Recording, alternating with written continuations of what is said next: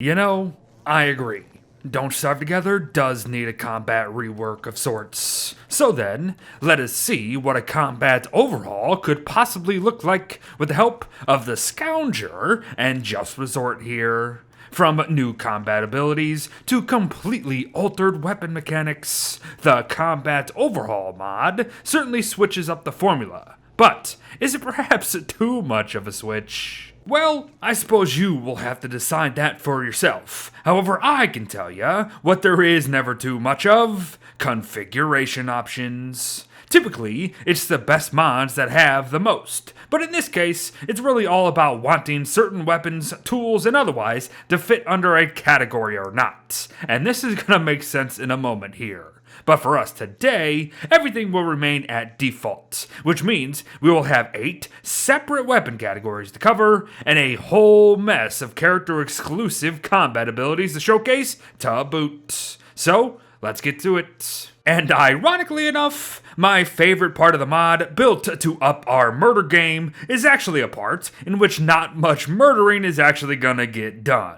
At least not in the normal sense. The less than lethal category consists of Bernie and the deconstruction staff, and both offer new ways to play. For one thing, Bernie can no longer be used as a weapon in hand, although he wasn't really one in the first place regardless. But whatever the case, instead of hitting with Bernie now, we can actually use him to scare away shadow creatures coming to munch our faces off. So good stuff. But the deconstruction staff does have a little of the same function as it did before. However, now, with the added bonus of being able to deconstruct organics. Mobs with low health, or less than 33% of their maximum, explode into loot, and it's great fun at the cost of sanity, mind you. Oh, and no, it does not work on bosses, of course. But moving on here to my next favorite weapon category: specialized and shadow-bound items. Dark swords, moonglass axes, magic staffs, shears, and even an all-time best, the Cutlass Supreme. Sadly though, the Cutlass Supreme may be a bit done broken, as not all of its abilities seem to be working. But it will offer more speed to the wielder themselves and their attacks, so there's that. There's also this. Dark swords have a 10% chance to perform a shadow jab, in which we can hit our target 5 times in super quick succession. But note that our sanity must be below 33% of its maximum in order to do so. But shears make their way over from Hamlet, and while yes, they will indeed make gathering grass much faster, their main draw is not only dealing 2 times damage to plant-based enemies, but also lowering the speed of anything we snip by 25% for a few seconds. Good stuff. But now, the Moonglass Axe, folks. This thing allows for a combination of a leaping hit followed by a dodge, then into another hit sort of thing. That's both really strange, but still kind of cool, I suppose. And do note the extra damage that comes from it at these times, too. And finally, the Fire and Ice Stabs. Both now deal 17 damage per shot at their base, which is already light years beyond what they can do now. Plus, they've received more durability overall to boot. Great stuff. And oh yeah, lots of new animations will be present in this mod as well, so enjoy them. But yes, the quote-unquote hidden character-specific abilities of this mod too, folks. Not everyone has one, mind you. Not yet, at least. But Willow here boasts a chance to fire 5 shots from a single blast of a fire staff, as well as gaining sanity per shot instead of losing it. Very nice, so light 'em up. And next comes the spear category, everyone, consisting of but the spear, the battle spear, and strident trident. Spear weapons have a new animation when used in combat, as well as a 20% chance for attacks to be a spinning spear slash ability. This ability ups the damage per attack by 3 times, mind you, and can be performed by anyone. That said, only Wigfrid can potentially earn a battle cry via using spear weapons, and the battle cry will up speeds of everyone nearby by 15% and force enemies to stop fighting for a few seconds as well, unless they're a boss, of course. But great stuff. Yes, the heavy hitter category. As of right now, only one weapon falls under it, mind you, the Thule Sight Club. Heavy hitter weapons also boast a unique fighting animation, but their main play is parrying.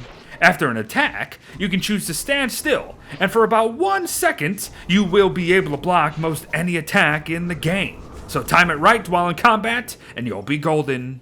Good luck. Oh, but the proximity weapons are pretty darn cool, folks. Consisting of Lucy the Axe, the Glass Cutter, and a newly added weapon called the Shogun Showstopper. This category is labeled as such due to the weapons under it performing differently if we are close to a target or not. For example, Lucy the Axe can be either thrown at enemies from a distance and returned to your hand, or can just be used to simply chop at enemies. And the latter is actually a function of the new basic weapons category that we have yet to discuss. And Woody here actually attacks faster with such weapons, but for now, just know that Lucy can go for a ride. But glass cutters, on the other hand, take us for a ride, as they provide the ability to leap at our targets from a distance, dealing big time damage, all the while being an area of effect attack as well. Fun stuff, but there is a cooldown, mind you. And lastly, the Shogun Showstopper can be used as a simple melee weapon, yes, or can also see us launch towards our enemies to deal double the damage in an instant with its samurai slash ability. Have fun, but mind yet another cooldown here too. Yes, ranged weaponry. The lock and load category sees 3 new, but also not really so new weapons added to the mix. The flare gun, spear gun, and something called the demolition dirt smasher. The flare gun takes niter as ammo per shot and deals 36 damage per hit, plus the damage over time from the fire started on whatever you shot, of course. But not only that though, the alternative firing mode shoots actual flares into the sky to help pinpoint your location on the map. And who could have seen that one coming? But the spear gun is, well, a spear gun.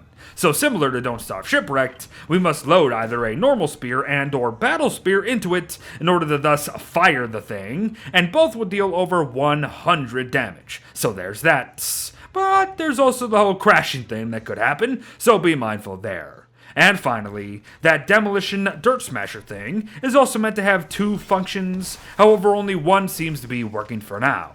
Using gunpowder though as ammo, we can fire at our enemies, dealing 85 damage initially, while burning them over time. So enjoy. But the last 2 categories remain, folks, and what you see before you is a collection of tools that now classify as basic weapons. Axes and pickaxes, shovels, oars, and more now all have new animations when being used in a fight. And while they're supposed to be like 3 to 4 separate animations themselves, they do all kind of seemingly appear the same, really. Nonetheless, these tools do have a new trick up their sleeve. For you see, they all have a 20% chance to perform what is called the triple chop ability. In short, sometimes you will notice yourself perform 3 attacks back to back to back really quickly.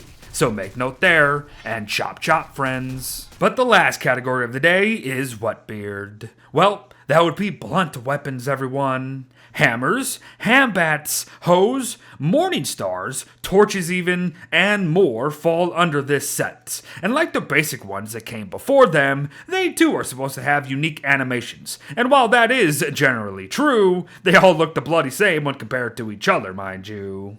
That said, they do all have different sizes of area of effect type attacks, but at the end of the day, they all share the same 20% chance to even perform such an attack that will deal a bonus 15 damage no matter what. But look out below. And there you have it, everyone. The Combat Overhaul mod from The Scounger and Just Resorts. Thanks to all those who have had a hand in bringing these changes to the game, and kudos for trying something Clay has not over the years. I like plenty about this mod, however there are plenty of things I don't enjoy, mind you. However, I think it all stems from my one main takeaway here. The mod is just a bit too bloated, I think.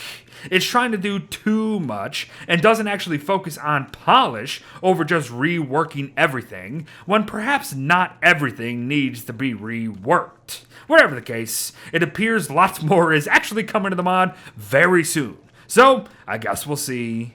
Thanks for watching, folks. Well wishes to all. Have fun slicing, dicing, and smashing. And I'll see ya in the next one. Bye-bye.